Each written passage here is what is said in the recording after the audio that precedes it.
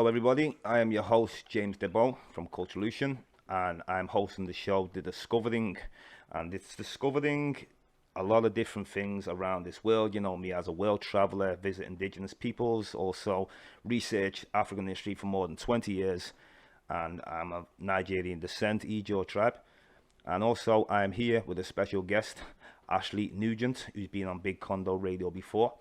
And Ashleigh has got a book called Locks Out. Also, he's here to talk about his experience in growing up in Jamaica at a certain point of his life. We're going to go over that now. How are you doing, Ashleigh, anyway? I'm doing very well, James. Thank you so much for having me back at Big Condo. I love what you guys are doing. It's absolutely brilliant. And it's an honour to be asked back again so soon. Thank you so much. It's a pleasure to have you on. And I thought, I watched your show on Big Condo Radio last time, and there's a lot of interesting things on that I wasn't aware of at all. Now, you were born in England, but Yes. There's a time when you went to Jamaica. I'm a Yorkshireman. Okay, you're Yorkshireman. I Right, was born in Beverley by Hull. Yeah. So we'll start off first. We'll touch on your book, first of all. Okay. You've got a book called Locks. You've got it Yeah. with you now, haven't you? Yeah. Are we on camera? Is that me on camera? That's you, yeah. Locks. Go on Amazon, check the reviews. It's boss. Get it. That's it. I'll be getting myself a copy soon anyway. So, how did it all come about, this lifestyle of yours, from going to Jamaica to suffering multiple stab wounds and going to a dungeon, and then you've got a degree later, and next time I seen you in the Echo also. Congratulations. Thank you. That. Definitely, if you want to tell us a bit about that. Yeah, where do you want me to start? Do you want me to start at the end, a bit where I am now, or at the beginning? Let's go straight into when you went to Jamaica. Okay, so we're starting in the middle. Okay, I was 16 years old when I went to Jamaica. And I was there to learn about my identity as a black guy. Yeah. I was brought up in a small village called Rain Hill, where there were very, very few people who were not white. So therefore, I was born in 76, growing up in the 80s. Obviously, I was told from the time I was, as far back as I can remember, that I'm different. People's parents tell them, oh, that he's different, his dad's foreign, because my dad was from Jamaica. Now, to me, I did not understand that, even though my dad was 6'2" and had a huge afro and a big afro beard at the time, with microphone headlight. But to me, I could not see that he looked different to anybody else's dad. Okay. Because children it's not an obvious thing to point out. Yeah. A bit of melanin and some curlier hair, that's not something that you notice. So I remember very clearly standing on the stool in the bathroom, looking in the mirror in the bathroom, I quoted the beat on purpose, looking in the mirror in the bathroom and thinking, I'm not coloured. They keep saying I'm coloured, that was the polite term, then coloured. Okay. And half caste. Yeah. But I'm not coloured, because coloured means stripes of colour. It was like red, purple, yellow. And my dad hasn't got red, purple, yellow stripes either. So anyway, you start to develop, as you get older, people start telling you these things, these stereotypes come into play, and people keep saying, oh, black lads are like this, or black lads have got a chip on the shoulder, and oh, your dad must smoke weed, he's Jamaican, isn't it? I bet you always find weed in his bedroom, all this kind of, my dad never done such things, he was just a professional, educated man.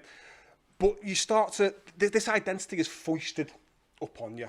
Yeah. So you get to be a teenager, and obviously we've got all the hormones going. You're trying to develop your own identity towards a point of self-actualization. Who am I? Where do I fit in this society? Right. And we all go through this, all of us. But from my perspective, it was a case of, well, I'm different apparently to all of my friends. Because I've been told I'm different all my life, but I don't know what that means. I don't feel different. I don't dress different. I don't think differently. I don't think so.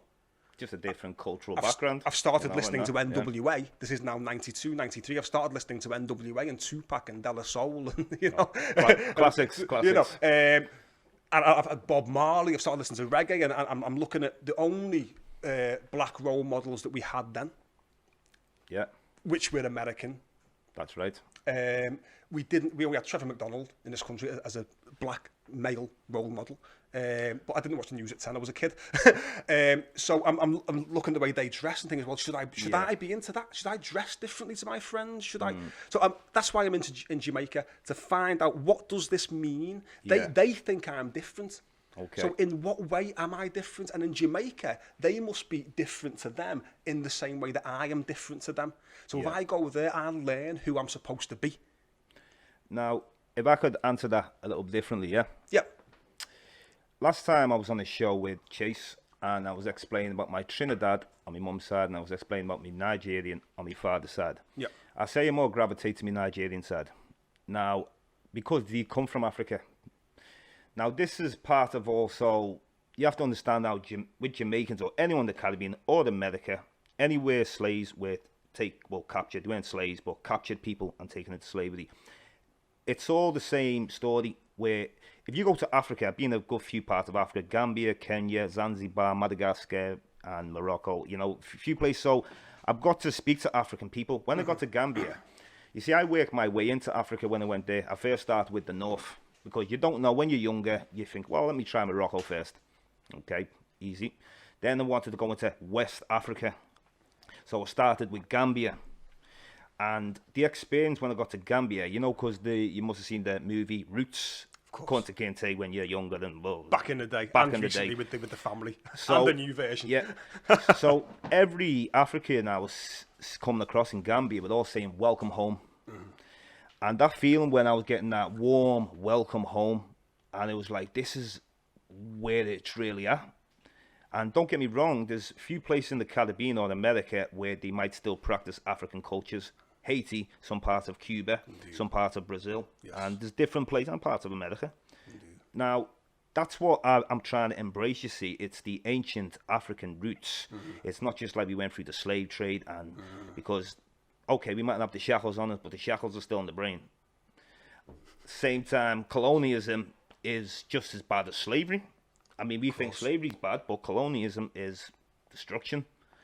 But like for you though, I mean, it's interesting because when you're growing up as a youth, you know, at the end of the day, I'm brought up on rice and peas, Jamaican, isn't it? You know, so, and African food also.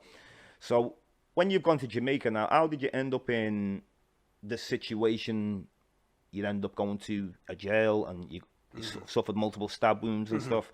So how did you end up in that boat? Yeah. So, you know, let's just make it clear that food was my one very stable connection with Jamaica. Through my whole upbringing, my dad's the best cook in the world. Yeah. And we grew up on jerk chicken and rice and peas and plantain too. But there wasn't much else in the way of Jamaican or African culture or history. My dad had come over to England and was doing his best to make his way in an incredibly racist world where the rumours were that my mother, a beautiful white Scottish woman, was burnt from the neck down. That's why she was with a black man. She had terrible burns all over her body. The other one was that she was a prostitute.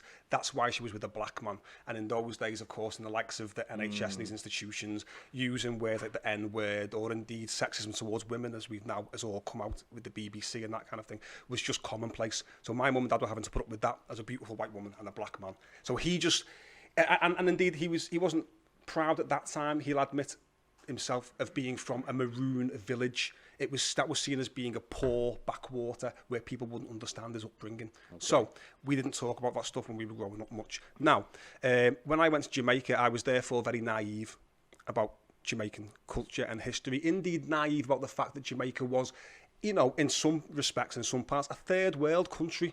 Yeah. You understand? As you know. I was there as a kid. Like, you know, and there was then there was 43 Jamaican dollars to one English pound. Now there's much more. The economy has been in turmoil ever since in Jamaica.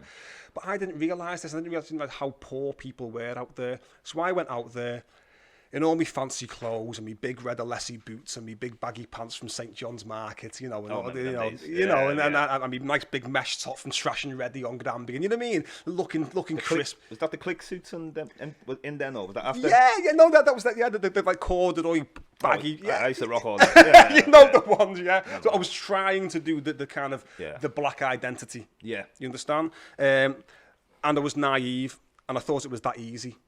And anyway. To cut a long story short, I was a bit of a scallywag. I got in a bit of trouble. I got into a fight. In Jamaica? In Jamaica, in the street, on the way back to our hotel. That led to me getting stabbed numerous times and got my chain taken from me, my gold chain that I had hanging out whilst walking around Jamaica, you know. Wow. And we annoyed the police. Now, you cannot know what is in somebody else's mind and why they do the things they do. You can only guess. But what seems to me to be the case is that we annoyed the police. I remember collapsing from loss of blood, and they wouldn't let me in the police car because they didn't want me to get blood all over the back of his patrol car. Oh, indeed. And we caused problems for them. And a few days later, they were setting up a roadblock for the first time to search people going into the Monday Carnival on the Gloucester Avenue, the hip strip in Montego Bay.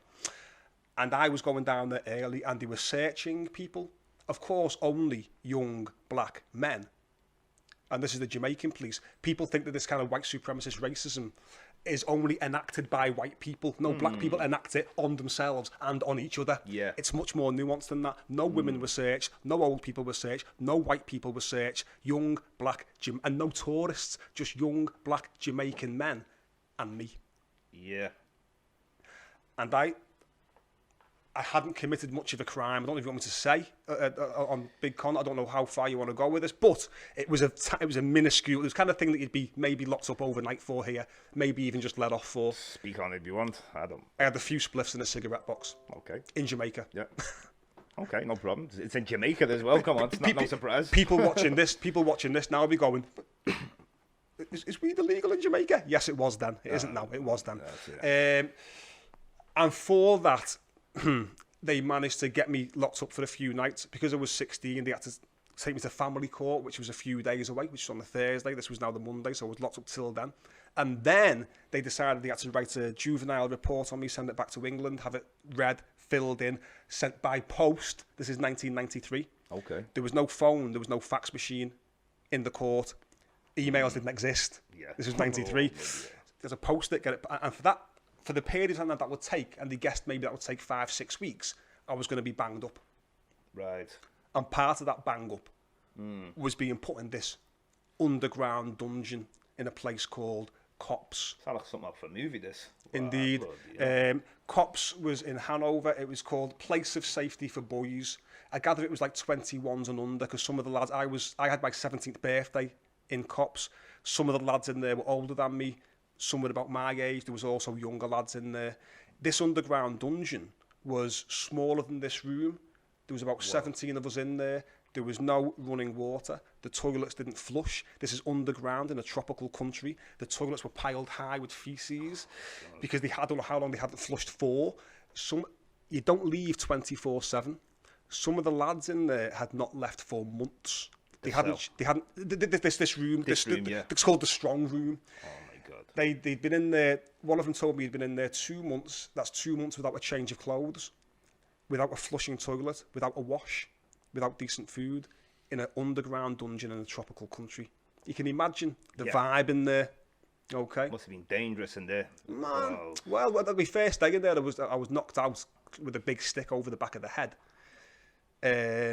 Whilst people jumped up and down at a big steel door shouting, I won't swear, let's just say, beat up the white man. Okay, yeah. That's because... And now we're getting into the nuance of race, to beat up the white man. Yeah, well, this is a confusion of identity, and not just yourself growing up, it's obviously people who live there too, because it's a global thing where I've seen a lot of places I've been on around the world, and I see it's like Latinos in South America. If you look at how they deal with race, because the Spanish and the Portuguese, when they were colonizing lands, because they're very in denial, the Portuguese and the Spanish, of who they are. They don't discuss it in Brazil. Slavery. It's not the last place to abolish slavery, and they still don't discuss it. Yeah. So with Portuguese, Brazil, I seen it when I was there. It's just as an example of something that's. It is. Most of about 40% of the slaves went there. Yeah. For one thing, and it's never discussed. People don't talk about Brazilian slavery. Exactly. The Brazilians don't talk about it. And as far as we discuss Black Lives Matter and stuff. I mean, you'd be surprised what goes on there. I mean, you don't even hear about it a lot of the time. You might say only because of a lot of things being highlighted around the world why they might talk a little bit more about it, but it's there's a lot of things you don't hear. There's two things that you've mentioned, James, that I'd like to ask you about. As you're so well travelled, you must be much more aware than most people watching this will be, that in different places, different countries, they have a different way of dealing with race, as you're pointing out. So, for example, in Haiti, there's pretty much more in my understanding, a 3-tier system. There's the blacks and the whites and those in between. Yeah. In Brazil, it's like there's just like a million different names for people of different shades and different mixes. Whereas in Jamaica, they have the posh term people use nowadays, as I'm sure you're aware, pigmentocracy. In more simplistic terms, we call it shadism. So the lighter skin you get, it's kind of like seeing it, the more opportunities there are for you to get decent employment, that kind of thing. Yeah. And therefore, there's also a kind of jealousy. But also, I guess it works both ways, because if you're not into kind of like white collar kind of work, if you're going down maybe a creative route, then actually you want to align yourself with the black community. Or indeed, even if you're in politics, like Michael Manley, you want to align, and he's so light, people thought he was white, Michael Manley. You want to align yourself with the black community, and you're more likely to be accepted as a member of the black community if you're Damian Marley. Okay. Who's as light as me or lighter. If he was brought up in Rainhill, how light would he be? Bob Marley would have been my colour if he was brought up in Rainhill. You understand? You know, but so there, but when I go there, I'm seen as white. Even my grandmother, my Jamaican grandmother, thinks of us as white. Okay. Now, there's nothing you can actually do about that. Oh no, it's not an issue. It's just a fact. It's just interesting. Now in America, do you say that the one drop rule? Which is where part of this nonsense comes from. Miscegenation rules, one drop rule, all this nonsense. I mean, what does one drop mean? What does that mean? 1%, 2%, 5%? I don't know. It's a nonsense. So race itself is a nonsense. Yeah, it's a fallacy. It's a pseudo-scientific way of categorising people. It makes no sense. Exactly. Everybody originally came from out of Africa. We're all African. And spread, whether you spread it out and you adapt to your environment, it's like, for example, I've been in some countries where I have caught the sun, like probably one of the hottest places there, where I probably, Venezuela. Of course. I went there at a time where it was like so hot. It was like someone had a lighter to me back. And how dark I came back. So if I look at myself in the winter, look at myself when I've gone abroad.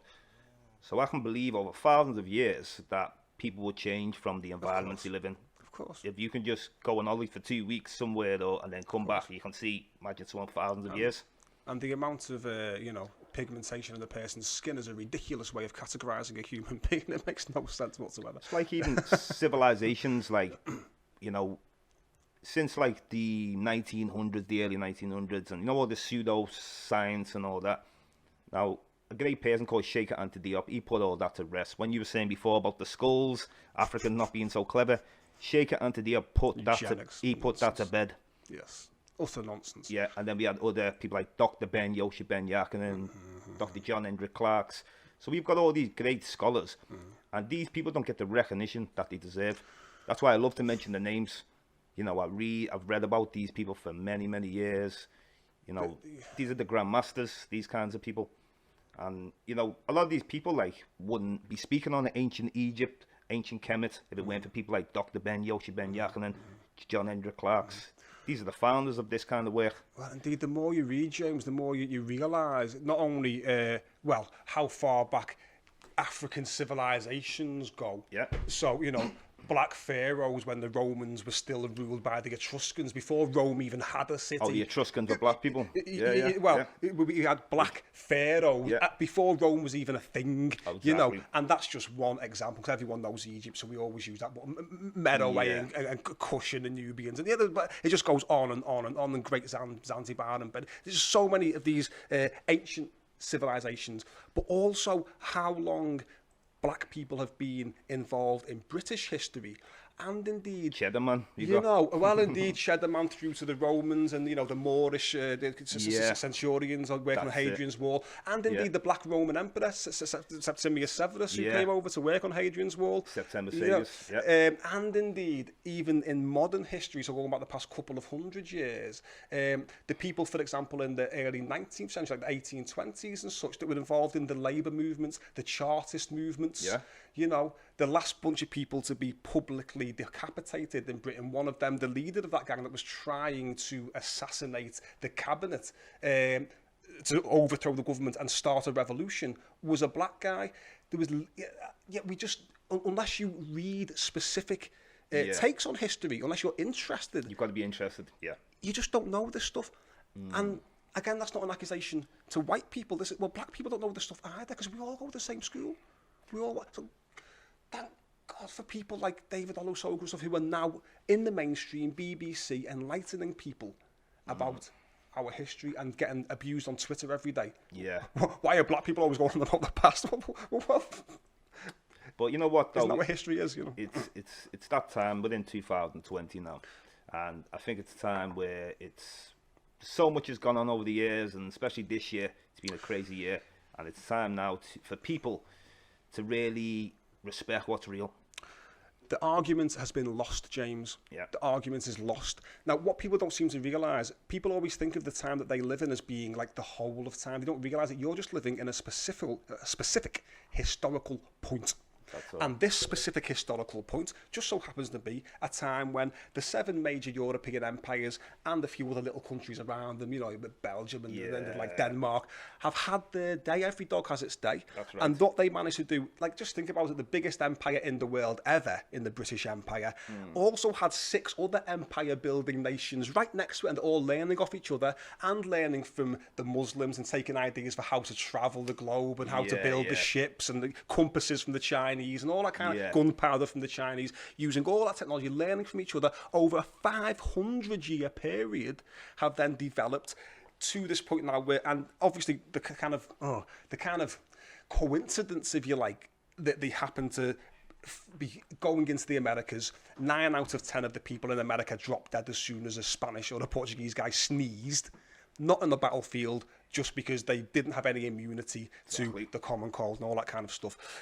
And then they were farming, they discovered, we can grow sugar here, we discovering sugar and coffee and tobacco and growing rice there. And now, there's loads of people on this continent here that we can use for that work, and indeed, developing then the slave trade, and then after the slave trade, developing the colonies, had to create this system whereby they put themselves at the top of the tree. Yeah. And now these people, Africans, look so different to Europeans. It's easy to make that hierarchy a racial thing. So now we're at the back end of that. People always tell me that was so long ago. Why are you still talking about that? It wasn't long ago at all. Not long at all. The colonial project in Africa reached its apex in 1913, 107 years ago. And then the African nations only started freeing themselves from colonialism and becoming, getting their liberty in the 1950s and 60s. And up till that point, the pseudo-science of race and eugenics was going strong. And only just before me and you were born, the narrative started to shift. That's right. So we're living in the moment of that shifting narrative now. And you've got to take advantage of the shift. Yes. Some people, like you say, you would explain before, 2 people could be watching a person speaking or watching something, and they're interpreting it 2 completely different ways, and they're both watching the same person or watching the same program. And it's down to your reality. And maybe you didn't choose your reality yourself. Maybe somebody chose it for you. So once I started researching, when I started traveling, going deep in that, I started getting more serious into the research. I started looking at DNA. I started looking at ancient skulls, of Africoid skulls found in the Americas. I started looking at the Shang Dynasty bones of China 4,000 years going south of China, predominantly Oceanic Negroid type. And also the Olmec heads. I was listening to a guy called Ivan van Sertima, and he's one of the masters of the Olmecs, Ivan van Sertima. He's the guy who mentored Renoka Rashidi. So, and then there's other people like Clyde Winters, and these people get debunked so much. You mentioned these names, they can't be telling the truth. Clyde Winters, he gets debunked too much, but his information is solid, and he's obviously another person who mentored Renoka Rashidi also. So there's a whole bunch of people. I follow the work, and I'll do my own comparative studies. I'll travel myself, and I'll see these people myself, But it's been interesting, though, having you on, though, and it's good that you yourself can see the importance of African history, not just slavery, not just, negative, stereotypical things.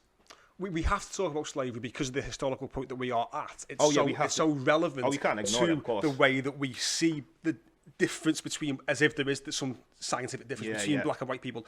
We have to understand where that comes from, because like you said a moment ago, that your map of the world, our map of the world, and any culture, has that been created for you or by yourself? Well, obviously, until you get to a certain age, you don't even consider how that is being built, how that computer, what information is being taken in, if the parietal lobe in the brain, what stores that kind of your worldview. That's being given to you. At the moment, we are at the back end of this historical moment, which has been a white supremacist, racist doctrine that has been supreme in this part of the world, indeed the whole world, because of globalization. Again, another, just so happens that globalization happened along with the 7 European empires and blah, blah, blah, and now we're at this point. So we have to talk about slavery, but we have to also understand that the reason why these civilizations have been written out of history and whitewashed was to maintain a hierarchy of races, a false doctrine. But you see, the word slave, a lot of different races were slaves. Of course. So it's like we have to take on this whole thing of slavery, where there's many slaves, there's European slaves, there's slaves in China, all over the world. So Muslim corsairs enslaving Christians all over the North African coast, you know. So the transatlantic slave trade, you know, that was just ridiculous, of course. It was took to another level. It was a unique moment in history. A unique amount of people with a unique, extreme chattel slavery being put on them, and the kind of a people whereby, because we have a different look, more melanin in your skin, people can say, oh, but what about the Slavs? They were slaves. And what about the Celts? They were slaves to the Romans. Yeah, but who is walking around as a Slav or a Celt now? And you can see that they are related to those people who were slaves just from the way they look. Exactly. It's a unique. It is unique. One last thing as well. I seen you in the Liverpool Echo. Yeah. If you want to elaborate on that, how did that come across? Lisa Marie Rand, who writes for the Echo, she's just sent me a message today on Facebook. Her and her husband have just finished reading the book, haven't they? They messaged me today, and she offered me to get me on there and discuss locks, the work that I now do in prisons, helping people. Because you asked me earlier at the beginning of the interview how I went from that experience in Jamaica to having a first-class degree and being, educated, doing the work. For 4 years, I was off the rails. I only started reading at 21. I always wanted to be a writer, but I didn't realise how much work, study it would take. 20-odd years later of reading, studying, I'm now at the point I'm at.